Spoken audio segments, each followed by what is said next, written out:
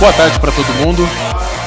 Nós tivemos aqui uma palestra falando sobre economia verde de várias práticas. E o meu objetivo agora é nós falarmos um pouco de técnica. Como é que eu aplico isso no meu trabalho, no meu dia a dia, na minha finança? Então, eu gostaria que todo mundo tivesse com bloco, com caneta na mão, já postos. Eu vou organizar aqui um pouquinho o palco. Tem 2 minutos, quem quiser beber uma água e ir ao banheiro. Mas eu preciso de todo mundo aqui sentado, anotando.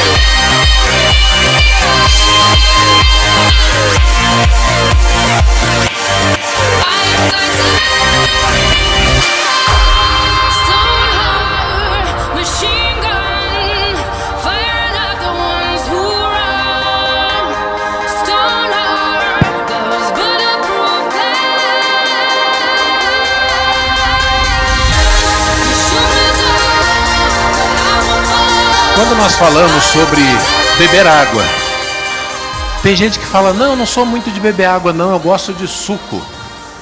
Tomem cuidado com isso, viu? Geralmente os sucos, às vezes, têm mais açúcar do que devia. Não se esqueçam que se você beber meio litro de água, ele não é suficiente para te sustentar nem durante a manhã. Mas se você beber meio litro de suco de laranja, é açúcar demais. Você não comeria essas laranjas que viraram suco. O teu corpo tenta processar ao mesmo tempo a pico de glicose e não é bom. Então bebam água. Nenhum problema em você apreciar um suco, mas nunca substitua a água por suco.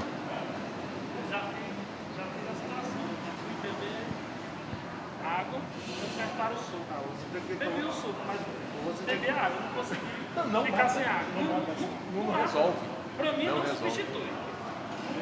Para mim, de fato, não substitui.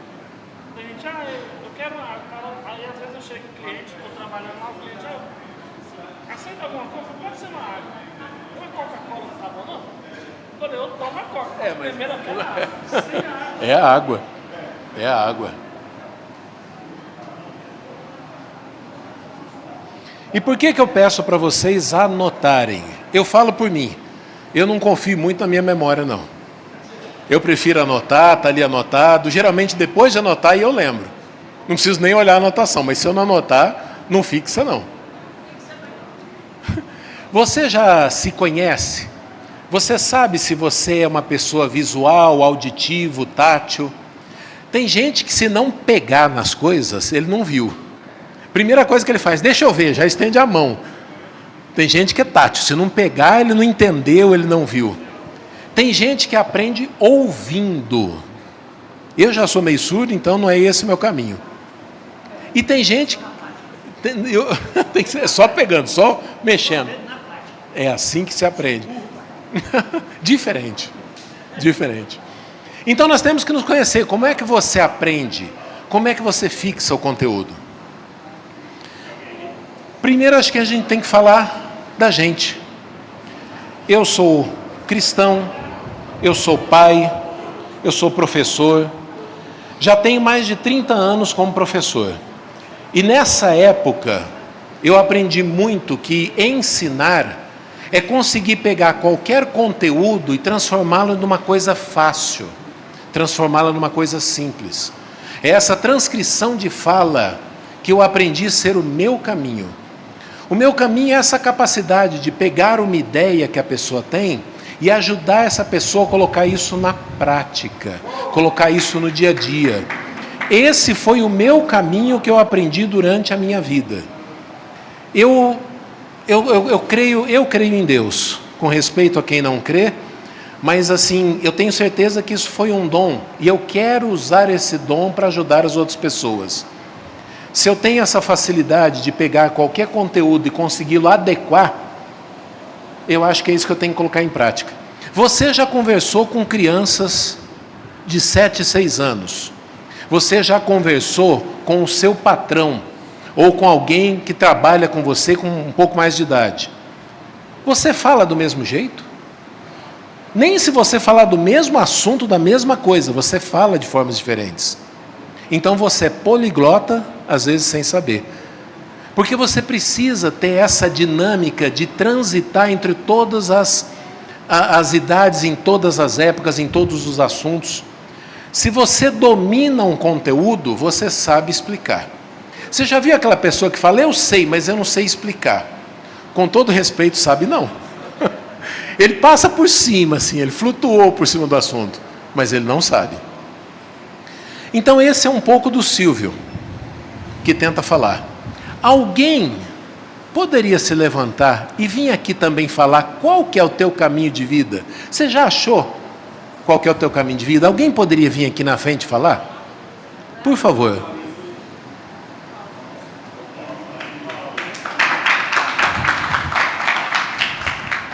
Obrigada, Silvio. Olá, boa tarde. Eu sou Graça Paulino. Sou mãe, sou filha, sou coordenadora e conselheira de projetos há 30 anos. E eu entendi o meu propósito de vida quando eu entrei aos 40 anos.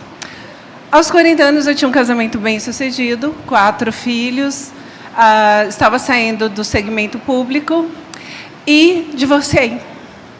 Geralmente, a gente ouve uma frase chamada minha vida começa aos 40, realmente.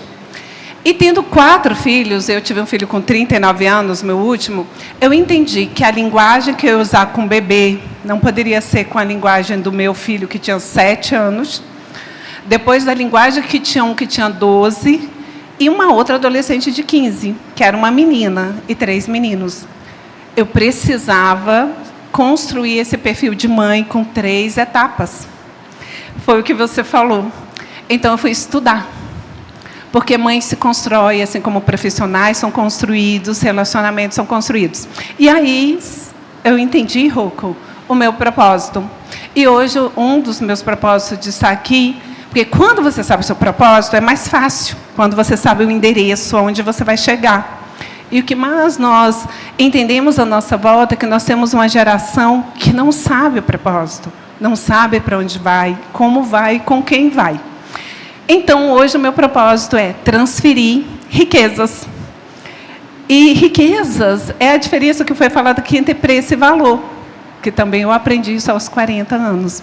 Então, o meu propósito é transferir as riquezas que a gente acumula durante o longo de uma vida. Hoje eu tenho 52 anos e eu quero transferir conhecimento, como a gente conversou hoje, né? A gente fica transbordando depois dos 50.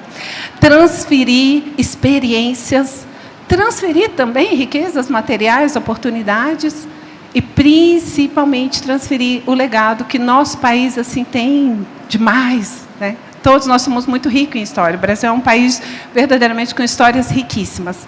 E eu estou aqui aprendendo para sair daqui e poder transferir mais um pouco dessa experiência que eu estou tendo com vocês. E o nome do projeto é Transferência. Gente, muito obrigada, tá? Maria da Graça. Maria da Graça. Cá um pouquinho. Pega um. Se tiver intolerância à lactose ou diabetes, ofereça para alguém que está do lado. Mas acho que você vai gostar. E depois eu conto o porquê disso. Tem um propósito. Quando se fala sobre frutificar o seu futuro, Nós temos que imaginar que nós temos as nossas atividades, nós temos as nossas necessidades, mas você já parou para pensar como que vai ser o teu futuro? Você já imaginou que o que você está colhendo agora foi alguma coisa que você plantou lá atrás? Você já imaginou se não tivesse plantado? Você não estaria colhendo? Quando nós falamos em frutificar o futuro, nós temos que imaginar o nosso trabalho, nossa disposição, mas nós temos que saber, e depois? E mais para frente? E o meu filho? E a hora que a empresa estiver estruturada? E daí eu faço o quê? Então nós temos que ter essa mensagem bem clara conosco, em que nós temos que colocar essa nossa profissão, nosso trabalho, mas nós temos que pensar lá na frente, projetar, planejar.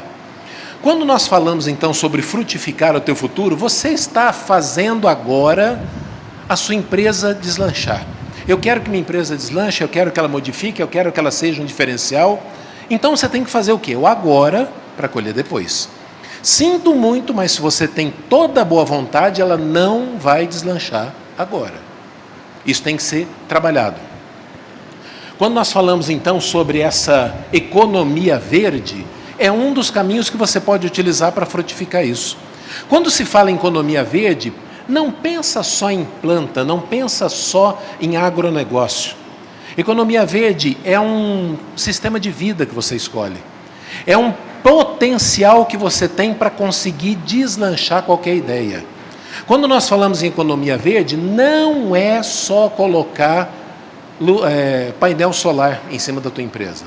Você colocou o painel solar em cima da tua empresa, mas os 5 caminhões continuam desregulados e fedendo a diesel. Isso não é economia verde. Você fez uma implantação ali de um sistema que vai trazer um retorno sustentável, um retorno financeiro por causa do painel solar, mas a tua empresa não é verde. Quando nós falamos em economia verde, você tem que pensar como um todo. O que vai impactar isso dentro da minha empresa? O que vai impactar para os funcionários da minha empresa? O que vai impactar para a comunidade? Se não afetar tudo isso, a ideia da economia verde está só na tua cabeça. Ela ainda não foi implantada. Então nós precisamos realmente buscar e saber que isso pode ser colocado de uma forma prática, que isso tenha retorno para você, para os funcionários, para a comunidade, para a questão financeira, mas ela precisa ser aplicada como um todo. Primeira parte, currículo. Você trabalha com o quê? Você conhece o que você trabalha? Como é que você quer fazer uma implantação de uma ideia nova para que seu negócio deslanche, se você nem sabe exatamente o que você quer? Então, primeiro é com você. Qual é o teu currículo? Qual é o teu caminho? O que você quer implantar?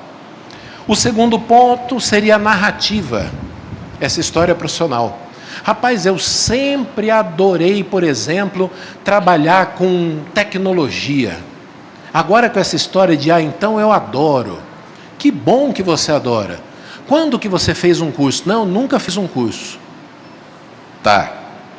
Mas você trabalha no computador faz quanto tempo? Não, eu trabalho na roça. Começou a ficar difícil. A tua narrativa profissional tem que estar de acordo com o teu planejamento. Se você gosta, se você quer, não existe caminho impossível. Mesmo que não seja o teu ramo agora, mas é o que eu quero, corre atrás, busca. Mas invista também. A tua narrativa pessoal tem que estar de acordo com o teu planejamento. Isso tem que ser investido. E o terceiro é o tal do networking. Já ouviram essa palavra? Complicada demais. É o teu engajamento, é o teu conhecimento, é a tua vizinhança. Quem é que você conhece?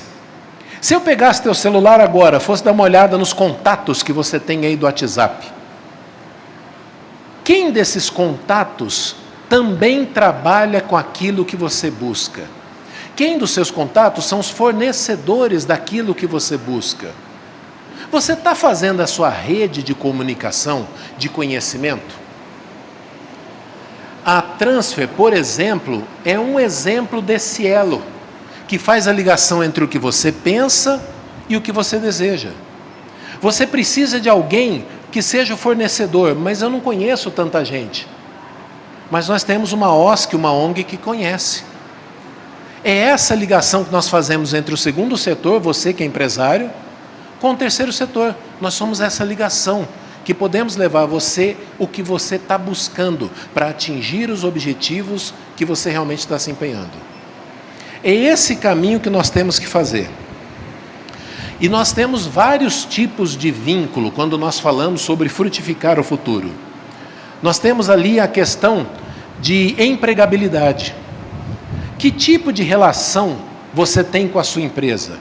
Você é um empregado formal, temporário, só estagiário, só tapando buraco de fim de ano? Sei lá, qual é a tua relação? Essa empresa é o que você quer desenvolver?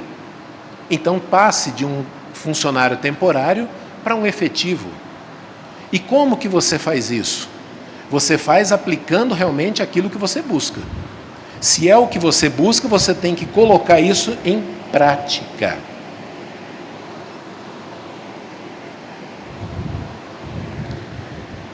Quando nós falamos sobre crescimento financeiro, tem pessoas aqui que estão em todos os estágios. Tem aquele que está aprendendo a trabalhar agora, e não estou falando de idade, não estou falando de experiência. Porque às vezes, que nem a colega citou, às vezes aos 40 anos que você descobre o caminho que você quer ir. Então você tem uma experiência, tem uma idade, mas às vezes não corresponde à sua questão financeira. Porque afinal eu estou começando agora o que realmente eu quero desenvolver.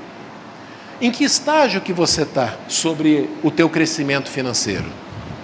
Indiferente disso, existem algumas bases que você precisa seguir.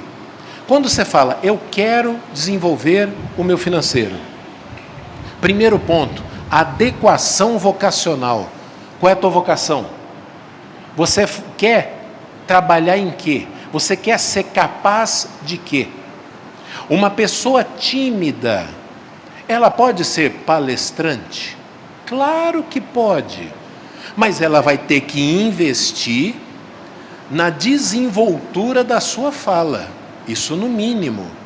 Quem sabe quando você começa a fazer um curso de teatro, não é o caminho que você tem para deslanchar essa tua fala, para deslanchar essa tua mobilidade, e aquela pessoa tímida começar a virar um palestrante. Então é possível, mas então você está buscando qualificação profissional. É esse o primeiro caminho. Segundo item, conhecimentos técnicos. Eu vou trabalhar numa ONG aí que desenvolve materiais a partir de garrafa PET. Quando veio a garrafa PET, a primeira coisa que eu lembrei, lembra daquela maquininha que faz fio de garrafa PET? E a partir daqueles fios você faz tudo. Vassoura. Aquilo dá para fazer praticamente tudo com aqueles fios. Resistente, barato. Tudo também é possível, exato. Ouvi dizer sobre a questão de forro. Dá para fazer forro, igual aquele paulistinha, por exemplo, a partir de garrafa PET.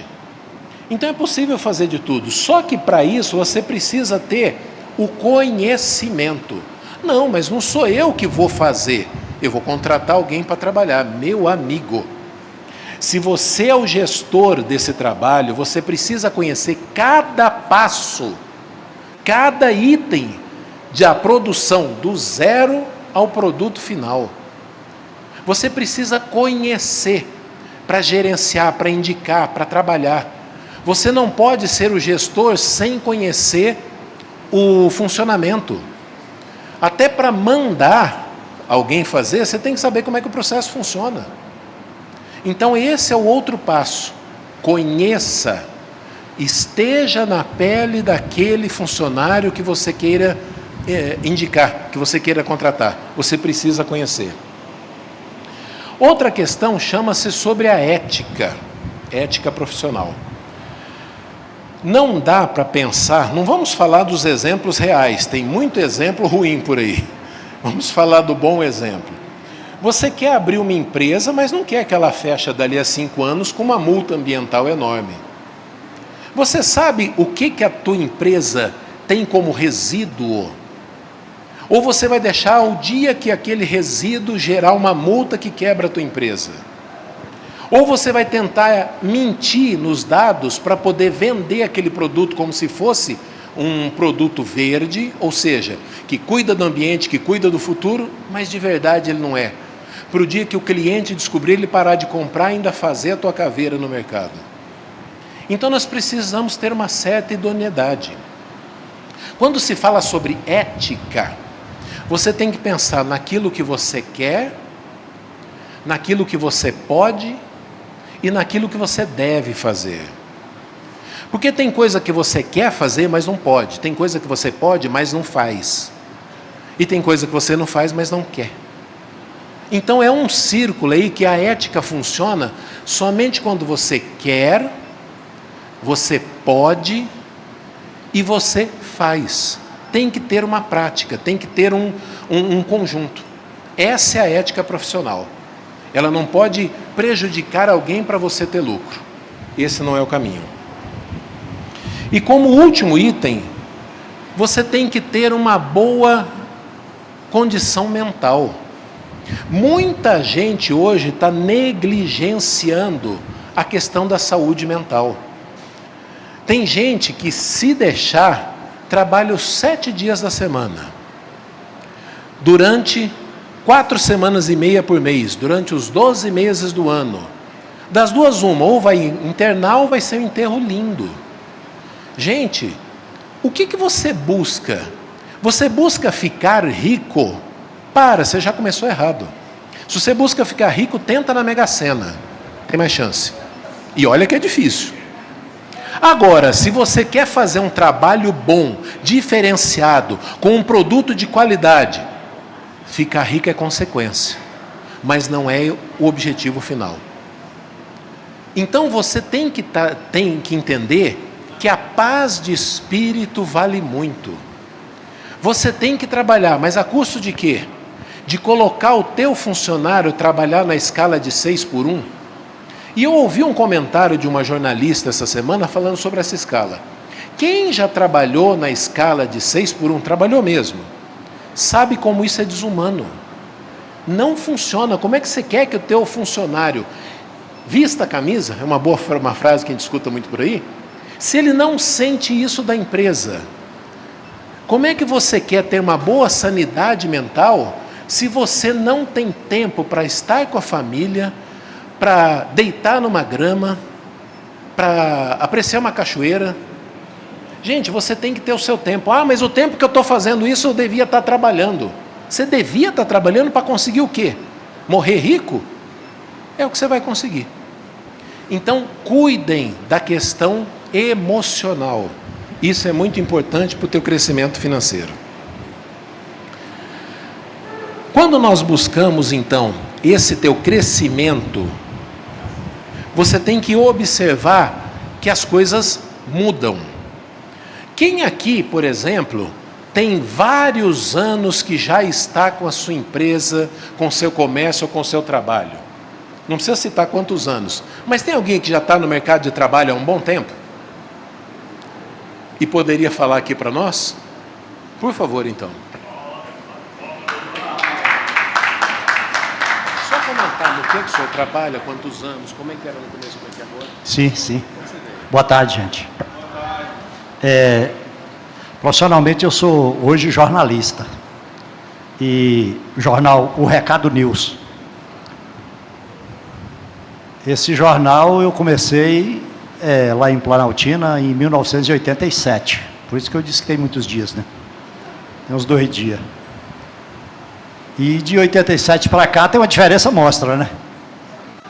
Quer dizer, tivemos no mínimo 3 mudanças nesse período.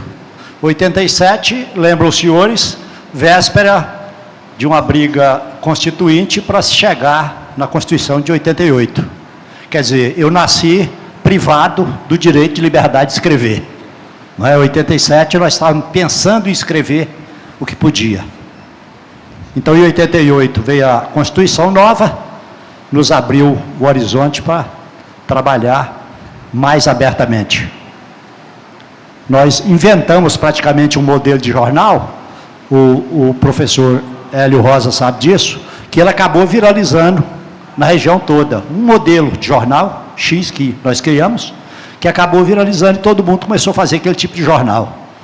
Independente. Jornal que o comércio pagava para você poder falar o que você queria. Que você pudesse falar. Já era um negócio meio diferente. Meio diferente. Tivemos a segunda mudança, que foi a introdução depois, agora já mais recentemente, da modernidade das redes sociais. E aí o que aconteceu? Meu jornal, que era papel, eu distribuí papel aqui na região durante 20 anos. Paranoá,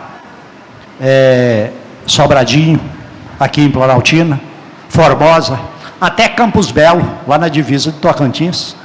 Nós cobrimos isso tudo uma vez por mês. Uma vez por mês. O que aconteceu agora? Eu estou justamente trabalhando com o meu celular, que está até sem bateria ali agora. Estou trabalhando com o meu celular, fazendo jornal. Todo dia eu escrevo alguma coisa e mando nas redes sociais. Então, estou fazendo isso. É isso o meu trabalho de hoje em dia. Mudou um pouco. É isso aí, gente. Obrigado. Nilo, só um minutinho aqui, ó. Tem um papelão aqui? Isso. Acho que está aberto. Isso. Quando nós falamos, então, sobre esse desenvolvimento, você percebe que não importa no que você faça, as coisas mudam. Ah, mas eu tenho a minha loja de roupa do mesmo jeito há 15 anos. Eu não conheço a tua loja, mas eu sinto que ela está para ter um terremoto. Prestem atenção nisso, as coisas mudam. Muda a preferência do cliente, muda a dinâmica da cidade, muda tudo. Você tem que estar frequentemente conhecendo o teu campo, tem que estar frequentemente estudando, não pode parar no tempo de jeito nenhum. Quando nós falamos, então, sobre a questão financeira, aí você fala, mas como a economia verde pode me ajudar? Só para ter uma ideia, um dos principais aplicadores de finanças na economia verde é o próprio governo. O BNDES, por exemplo, agora em 2026, ele separou 27 bilhões para ser implementado em economia verde. Não com este nome, mas em todo projeto que busque essa realização social, governamental e ambiental. Quando a empresa consegue se cadastrar como empresa verde, ela tem direito a entrar nesses recursos. Então, há dinheiro que pode ser captado, que pode ser investido na sua empresa.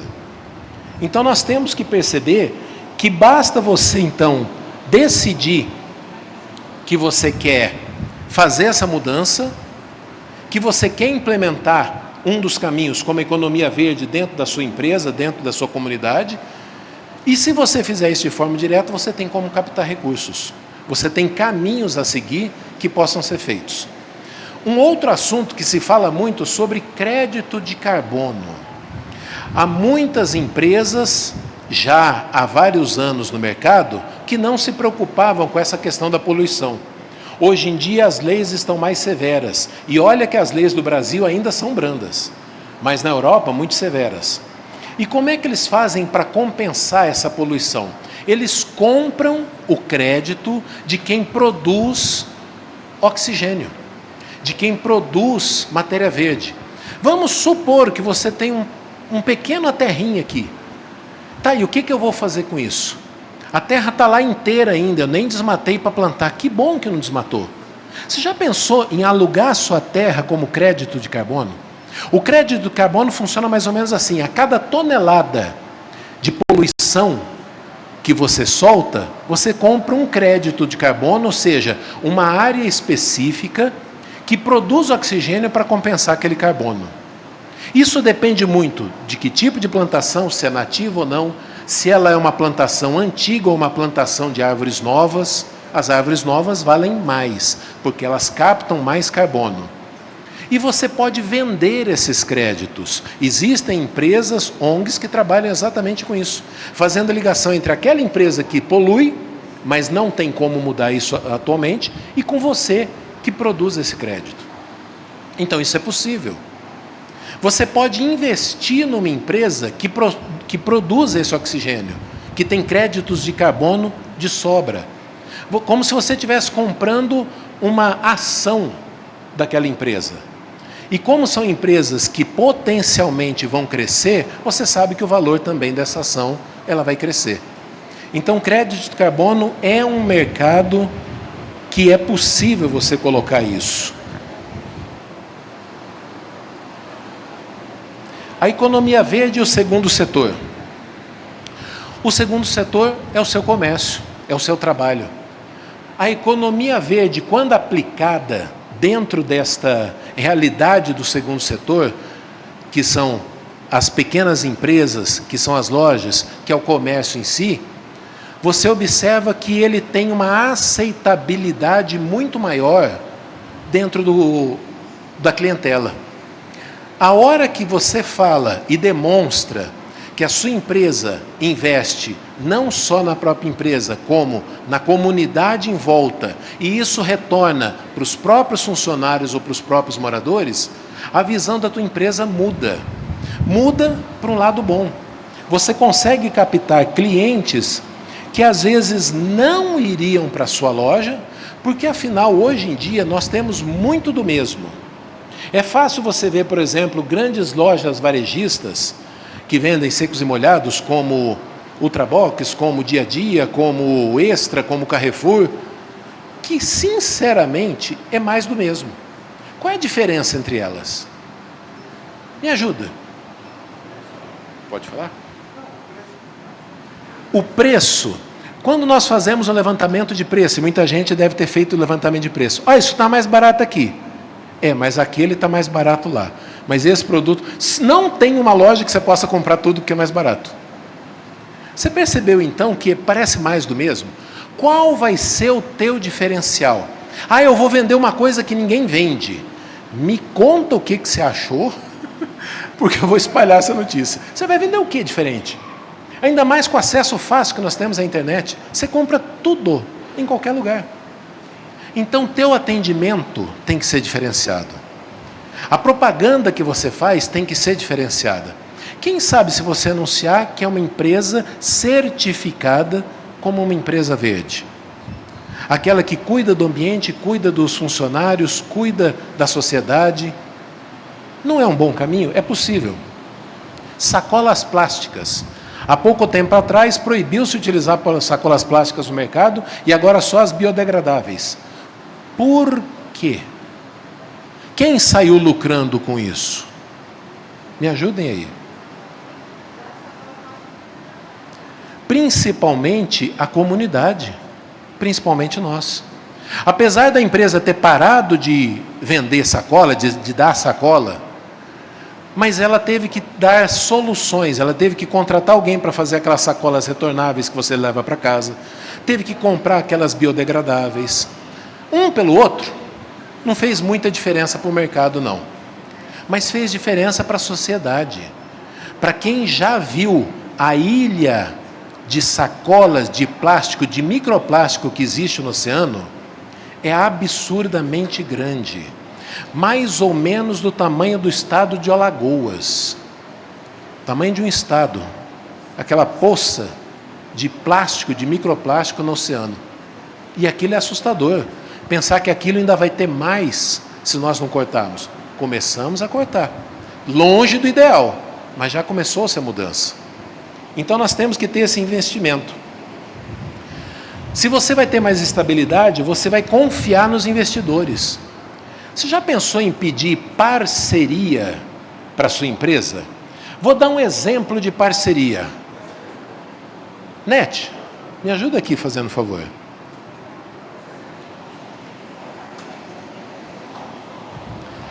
Tem o nome de uma empresa aqui, mas dá uma olhada no dentro.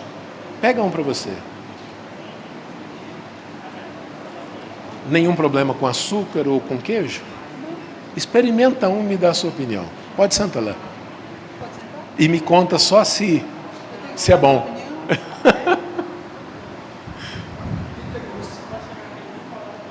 Até que é bom? O recheio é de goiabada. Isso. A massa parece um pastelzinho sequinho. De queijo. Saladinho. Isso, é de queijo.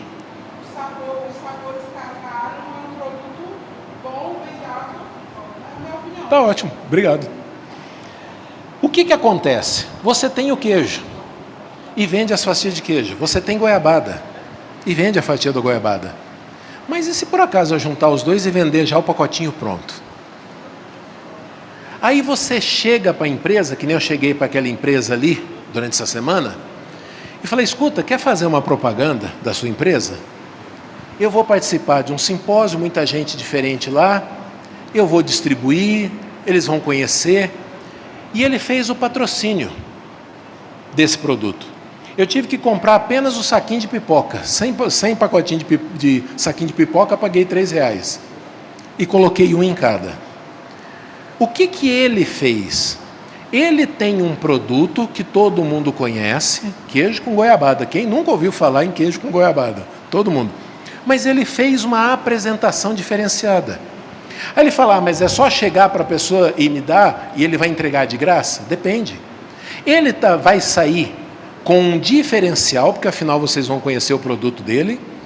Aqui nessa palestra também terá um diferencial, porque afinal foi aqui que você experimentou.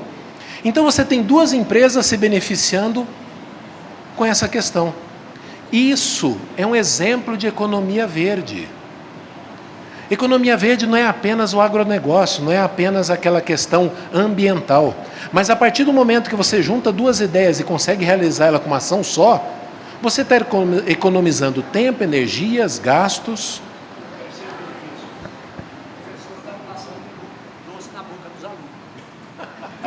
Ótimo.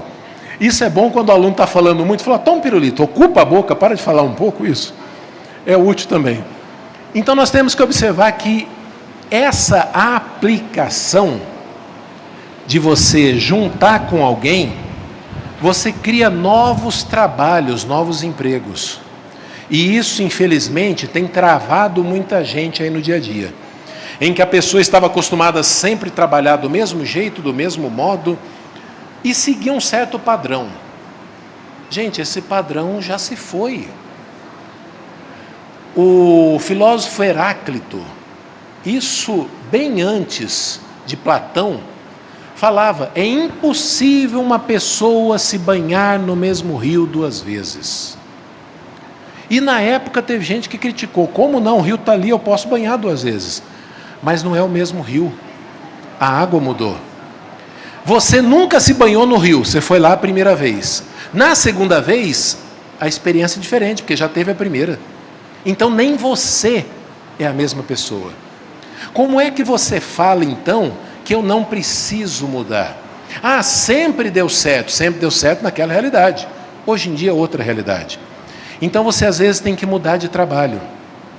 As pessoas, por exemplo, em Minas Gerais, que por causa das empresas internacionais que foram para Minas Gerais, tiveram que desaprender a ser mineiros, no sentido de trabalhar em Minas, para trabalhar com maquinário, porque é o maquinário que fazia o trabalho. E teve gente que se adaptou. Ele sabia o que tinha que fazer, agora o como fazer é que mudou. E teve gente que travou. Não, tecnologia não é comigo. E ele teve que abandonar, sair. As coisas mudam. E nós temos que acompanhar o ritmo da mudança para não ficar para trás. Terceiro setor. Quando nós falamos de ONGs, de OSCs, e toda essa organização que auxilia a comunidade, ela que faz essa ligação perfeita entre a sociedade e o governo. Nós temos situações e localidades que o governo não alcança. Isso é fato, no Brasil todo. Tem situações que uma ONG sozinha também não consegue fazer nada, justamente porque lhe falta instrumentação legal para atingir aquela situação. E o que acontece? Junta-se, onde nenhuma e nem outra conseguiriam fazer nada sozinhas. É esse o caminho das ONGs e da OSCs, fazer essa ligação entre o meu conhecimento da comunidade, porque afinal faço parte dessa comunidade aqui, e a condição legal e estrutural de um governo, que às vezes não sabe como chegar. Se nós falarmos da região Formosa, Planaltina de Goiás, nós temos um pouco mais de 15 empresas entre ONGs e OSCs, nessa pequena região, trabalhando junto do governo justamente para levar a situação em que o governo tem condições a pessoas que não têm essa condição. E o governo, às vezes, nem conhece a situação. Ela faz essa ligação. Você conhece a sua comunidade, você conhece a sua rua, você conhece o seu bairro. Então, nós temos que buscar caminhos que possibilitem essa ligação entre os dois. Você quer melhorar a sua empresa, mas qual é o caminho que eu faço? Busque a Transfer, por exemplo. Busque uma OSC, busque uma ONG.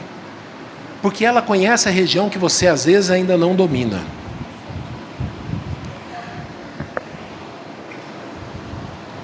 Práticas. Práticas ESG, justamente falando sobre governo, sociabilidade e governança. A prática ambiental, ou em inglês environment, por isso que o ambiental é letra E.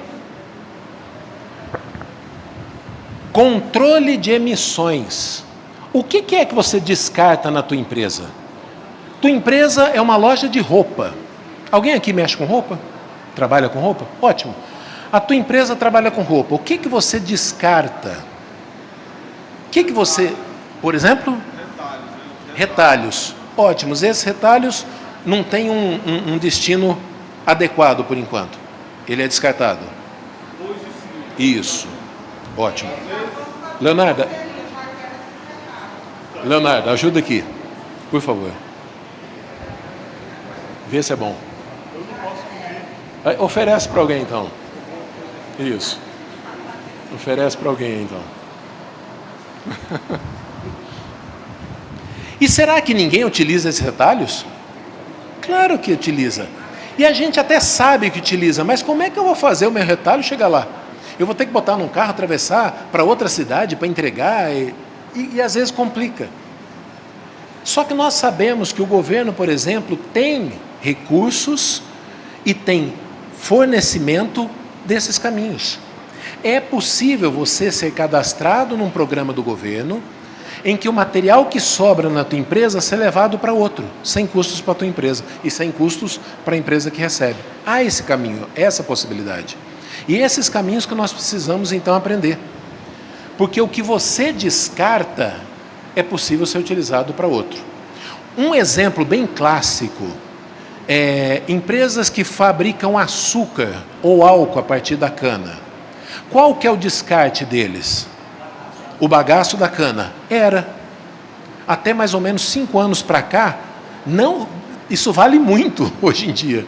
O bagaço da cana já tem condições de, por exemplo, ser utilizado na queima para fornecimento de energia. A partir do momento que você queima, esquenta água, vapor d'água, fornece energia. Isso é possível. Isso. Há o projeto em andamento de um tipo de cana em que o bagaço pode ser transformado em plástico. Isso é possível com qualquer tipo de cana? Não. Mas esse tipo de cana já está sendo plantado no Espírito Santo, ainda como experimento. Mas o bagaço desse tipo de cana, ele é processado e transformado em plástico, biodegradável, é óbvio. Mas então há caminhos, as coisas vão mudando.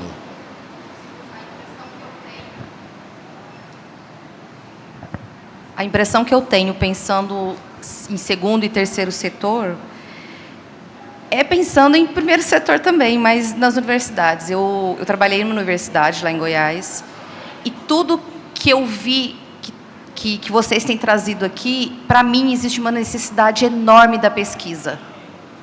Né? Então, quando a gente fala de um reaproveitamento de bagaço de cana, como que se pesquisou para fazer plástico com ela? Foi uma universidade. Então, eu sinto muita necessidade do terceiro setor trabalhar com a universidade. Muita necessidade mesmo. Eu acho que isso vai fazer diferença até nos projetos que a gente faz como terceiro setor. E para que sirva um exemplo, só para ter uma ideia de como funciona mais ou menos. Carro elétrico. A partir de que ano, mais ou menos, que nós temos aí carro elétrico? Me ajuda? Dá um ano aí. 20... No Brasil, no Brasil. Vamos atualizar, 1965. O primeiro carro elétrico. Alguém lembra da fábrica Gurgel? Isso. O primeiro carro elétrico foi feito pela Gurgel, pode pesquisar isso aí. Ele foi apresentado no Brasil. Existia carro elétrico na Europa? Sim, existia. Mas era um carro brasileiro. Além do carro Gurgel, aquele quadradinho esquisitinho que tinha Gurgel, mas andava bem. Esquisitinho, mas andava bem. Isso, de fibra e de vidro. Ele fez um modelo do carro elétrico e funcionava. Só que a pressão, principalmente ali, começo de 70, a questão do petróleo, o que foi colocado assim para apagar qualquer outra ideia foi muito grande. E o Gurgel, o modelo dele agora é antigo, já não tem mais aplicabilidade. Mas imagina assim, em 65, e foi através da Universidade de Pernambuco ou Paraíba? Me perdi agora. Eu sei que foi Paraíba ou Pernambuco. Isso. Então, as universidades têm realmente esse caminho. Elas conhecem a necessidade e têm como desenvolver isso.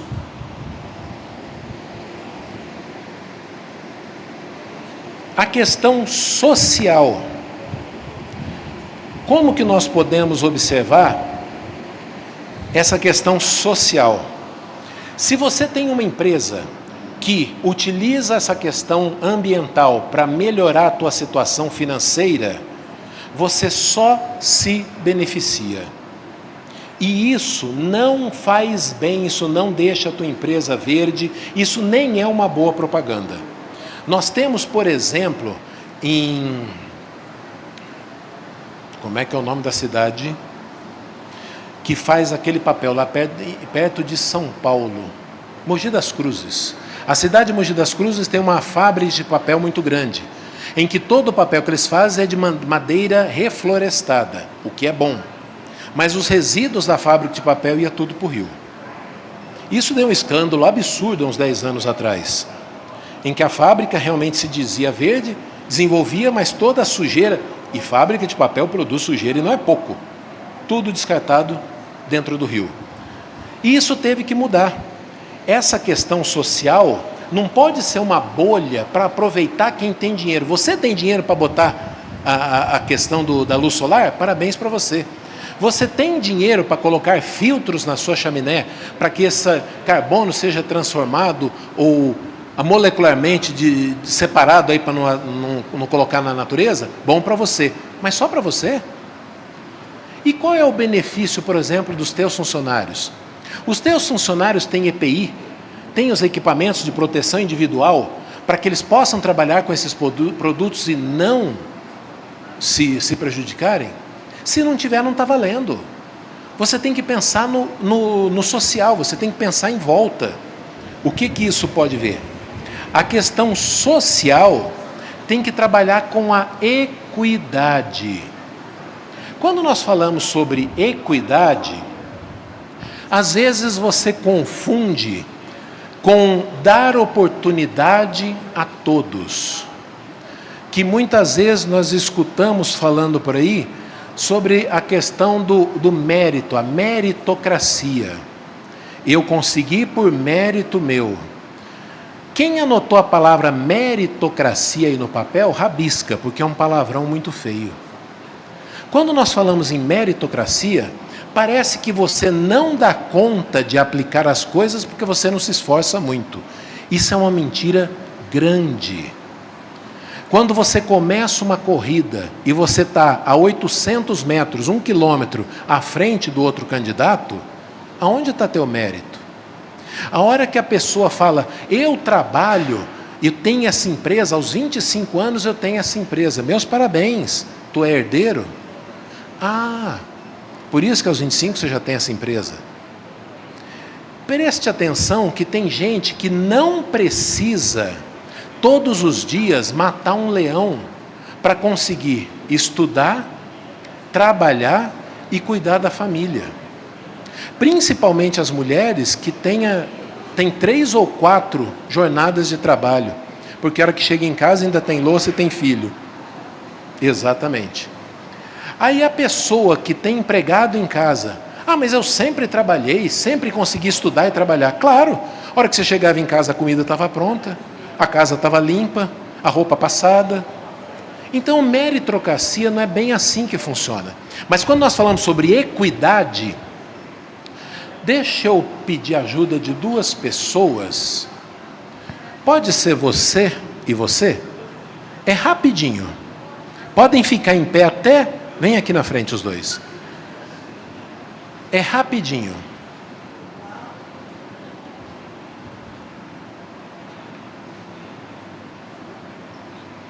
Isso, pode ficar do ladinho aqui. E aqui nós temos o muro. Vai começar o jogo. Vai começar o jogo. Aqui tem um muro. O jogo está acontecendo depois do muro. Eu sou mais alto que eu consigo pular. E consegue assistir. E qual é o problema aí? Que já está mais difícil. Quando você fala então sobre meritocracia, os dois merecem assistir. Então vou dar um banquinho para cada um. Ela vai ter um banquinho, ele vai ter um banquinho. Tu está precisando de banquinho? Você não está precisando de banquinho. Agora, o banquinho faz diferença para você. Olha lá, vai subir. Quando nós falamos sobre equidade... Não, aí não. Aê! Quando nós falamos sobre equidade, ela precisa de ajuda. Ele não precisa.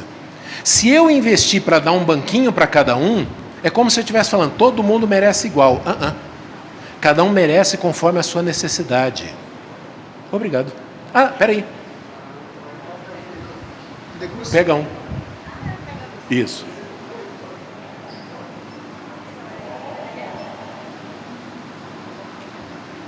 Isso. Existe uma pequena história em que um pastor tinha 100 ovelhas e uma delas desapareceu. Conta a história que ele deixou as 99 e foi procurar aquela que estava sumida e a resgatou. E aí você pensa na história, pera lá, ele largou 99 para cuidar de uma? Não é meio burro isso não? Quem aqui tem mais de um filho? Quantos? 2, 3, 5, ganhou lá. 4, alguém mais de 4? 5? 4 também? Ótimo, pode ser. Ajuda aqui, por favor. 7?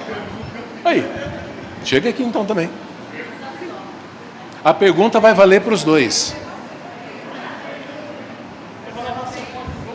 Qual a idade do mais novo? 1 ano e 8 meses. Isso. A idade do mais novo? Do mais novo? 2. 2 anos. Vocês cuidam dos filhos do mesmo jeito?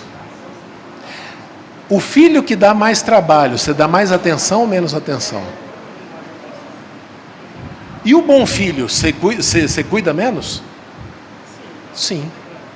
Por que o filho bom você cuida menos? Quem pode falar? Quer comentar? Por que do filho que é bom, você precisa cuidar menos? Ele desenrola mais, mas é o que mais cobra. E ele se desenrola sozinho. Aí ele se torna problemático. É o Heitor, que é o amor, mas ele fica lá, mãe, e eu.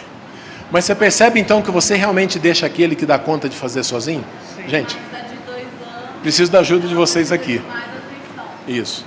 Vou levar porque é 7. Faz um favor, entrega um para cada um que não pegou. Gente, quem não pegou ainda, ele vai passar aqui. Quem não pegou ainda, pega um, experimenta. Então é mais ou menos isso.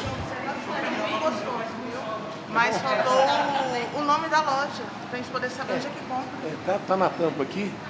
Vai.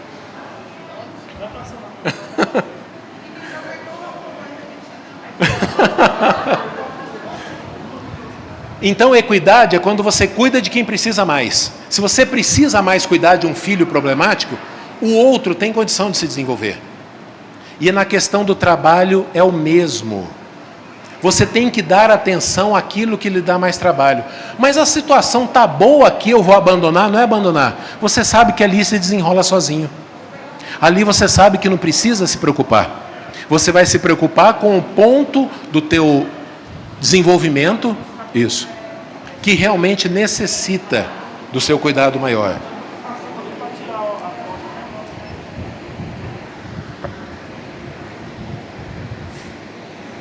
Terceiro ano, quando fala sobre governança. A governança é o que lhe vai dar a garantia legal do funcionamento da tua empresa. Primeiro item ali, conduta ética. Já falamos sobre a questão da ética, que você realmente precisa se representar dentro da sociedade. Segundo item, transparência. Se nenhum trabalho for transparente, aquilo que você não puder contar em voz alta, não há chance disso ser boa coisa. Eu vou falar isso, mas você não conta para ninguém. Sai fora. Não há possibilidade. Mas se eu contar em voz alta, o meu concorrente vai aplicar isso. Não é assim que funciona. Ele vai aplicar, talvez ele vai aplicar e nunca igual a você. Não tenha receio de compartilhar receitas. Mas ele vai saber minha receita secreta, vai começar a vender o mesmo que eu. Nunca é o mesmo que o seu.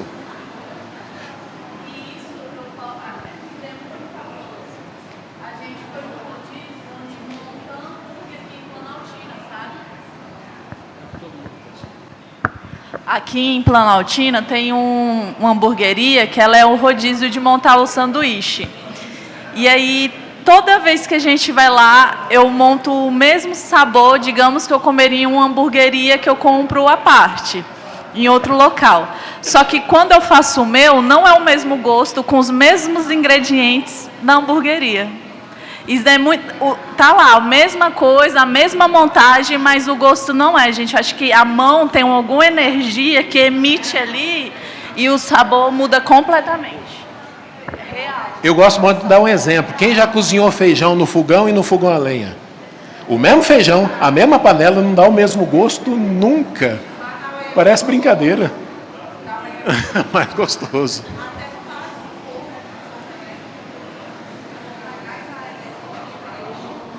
Fica diferente. Terceiro item, auditoria. Você só sabe se está funcionando se você fizer o levantamento de dados. A tua empresa precisa ter, nem se for uma contratada de fora, para fazer o levantamento. Quanto que você está vendendo, como que você está vendendo, para quem que você está vendendo, para saber o que você muda. Tem que ter auditoria. Tem que ter um controle rígido. Você não quer contratar fora? Faça um curso de auditoria, para que você possa mensurar o funcionamento da tua empresa. Compliance. Compliance é a ideia que o governo tem de certificar as ações existentes. Quando se fala que uma empresa é uma de economia verde, quem disse isso? Você se auto-intitulou? Não é assim que funciona. Para que você possa legalmente apresentar nos seus prospectos, numa propaganda que sua empresa é verde, tem que estar certificada pelo governo. E isso é uma garantia que a hora que você compra ou apresenta, você tem esse respaldo governamental de que realmente aquilo funciona. E isso dá credibilidade aos seus fornecedores, por exemplo.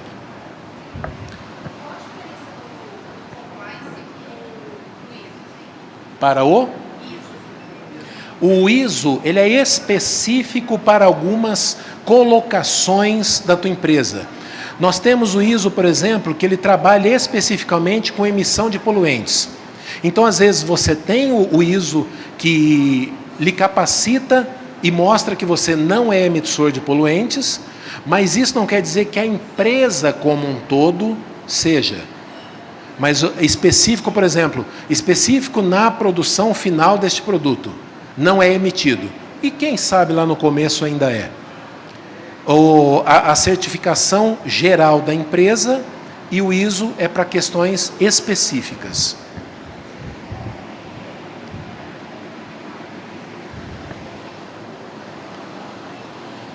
Instrumentos fundamentais para que nós possamos desenvolver o nosso trabalho.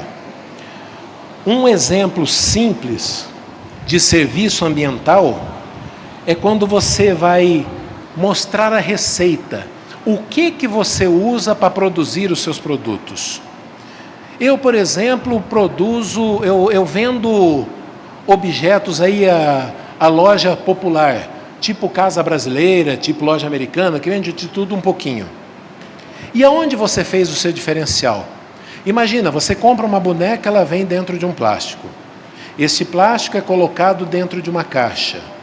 Mas a caixa tem que ser embrulhada a presente, porque você vai entregar. E para não carregar o presente na rua, você põe dentro de uma sacola. Misericórdia. Pesa mais do que a boneca que está dentro. Aí chega em casa, rasga, um monte de sujeira desse tamanho.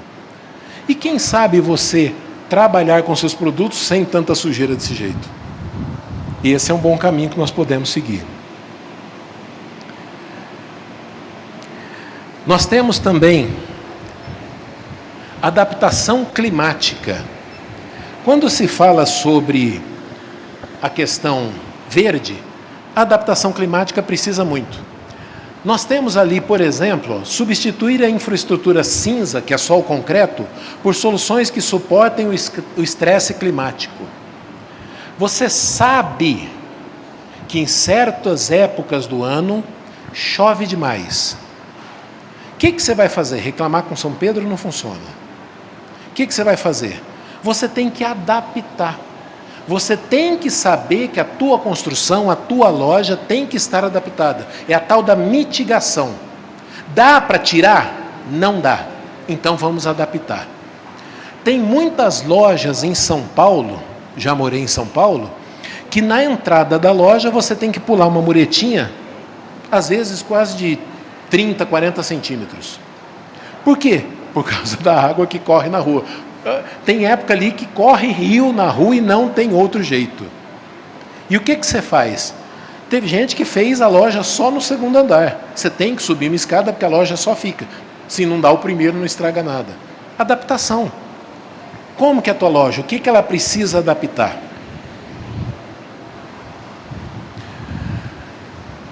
É a redução de danos. Minimiza a poluição, o desperdício e as emissões. Minimiza quando não tem como tirar. E às vezes você pode minimizar. Crédito de carbono, nós já vimos isso.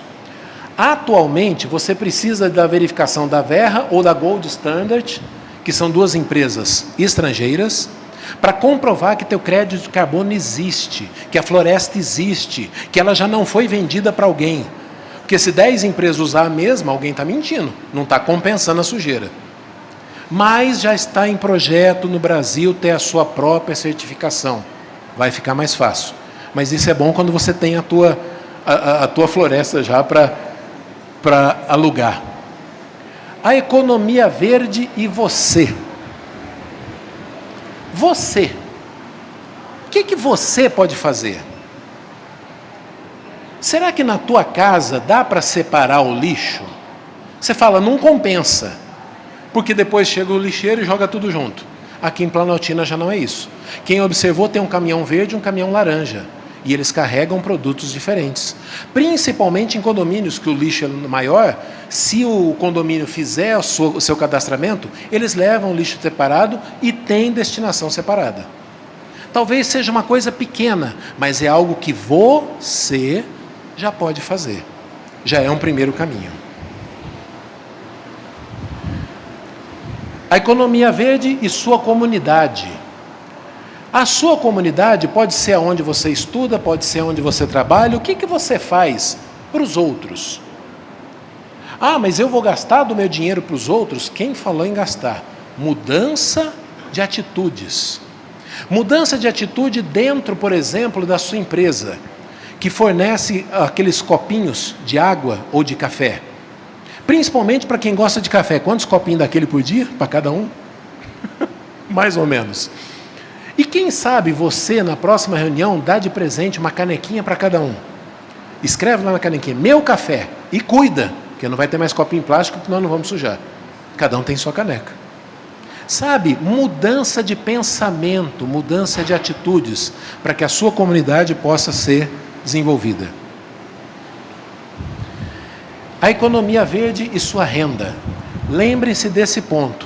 A economia verde pode modificar a sua renda, mas para frutificar você tem que plantar antes. Plantar e você tem como colher algo diferenciado. Esse é um caminho que nós já conhecemos. Quando se fala lucro e propósito, eles não são diferenciados. O seu propósito é ser uma loja diferenciada, é ser uma loja que tenha o diferencial que o cliente fala, olha, fica lá no centro de Planaltina, mas eu prefiro sair daqui para ir lá. Fica lá na Estância. Alguns anos atrás chamava de distância, nem era estância, para quem conhece aqui, porque ficava longe demais. Mas tem loja lá que compensa melhor do que a loja do centro. Por quê? Qual é o diferencial? É isso que você precisa implementar. Cada ação que une esses mundos tem o poder de criar um impacto que ecoa muito além do presente. Seja a mudança que você mesmo quer ver e inspirar os outros a fazerem o mesmo. Quer uma mudança na sua empresa, na sua sociedade? Seja o primeiro passo dessa mudança. Eu agradeço a presença de vocês. Tem muito mais o que falar, mas isso vai ficar para curiosidade buscar cada um. O meu telefone e Instagram vai estar disponível aí. Achei que até que tinha ali, mas não tenho o slide, mas será passado. E eu fico à disposição de vocês. Muito obrigado por terem assistido.